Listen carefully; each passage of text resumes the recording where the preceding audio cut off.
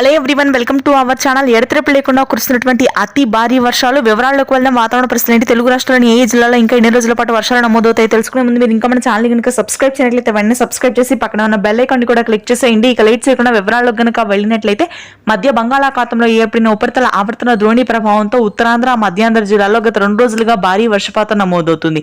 అయితే మరొక 2 రోజుల పాటు డిసెంబర్ 28వ తారీఖు వరకు కూడా శ్రీకాకుళం, విజయనగరం, విశాఖపట్నం ప్రాంతాల్లో తేలికపాటి నుంచి మోస్తరు వర్షాలు నమోదవుతాయని వాతావరణ కేంద్రం వెల్లడించింది. తణుకు, పాడేరు, లంబసింగి, సీతమ్మధార, తుని, టెక్కెలి ప్రాంతాల్లో భారీ వర్షపాతం ఉంటుంది. రాజమండ్రి, కాకినాడ, అమలాపురం, ఐపోలవరం, బొబ్బిలి, సోమవరం, అసరావుపేట, గుంటూరు, విజయవాడ, మంగళగిరి, తాడేపల్లి, తాడికొండ, చీరాల, బాపట్ల, చిలకలూరుపేట, నరసరావుపేట ప్రాంతాల్లో కూడా ఈ రోజు భారీ వర్షపాతం నమోదవుతుంది రాత్రి సమయంలో. ఇక నేరుగా ఈ వర్షాలు తెలంగాణ జిల్లాలో కూడా విస్తరించాయి. హైదరాబాద్ నగర ప్రాంతంలో కూడా భారీ వర్షపాతం నమోదవుతుంది. పంజాగుట్ట, యూసఫ్గూడ, అమీర్పేట, మల్కాజిగిరి, జిహెచ్ఎంసి, ఉప్పల్, నాంపల్లి, ఖైరతాబాద్, ఆదిబట్ల, గట్కేసర్, వనస్థలిపురం, ఎల్బీ నగర్ ప్రాంతాల్లో భారీ వర్షాలు నమోదవుతున్నాయి. ఖమ్మం, భద్రాద్రి, కొత్తగూడెం, మేడ్చల్, మంచిర్యాల, వరంగల్, జనగామ ప్రాంతాల్లో కూడా ఈ రోజు రాత్రికి తేలికపాటి నుంచి మోస్తరు వర్షపాతం ఉంటుంది.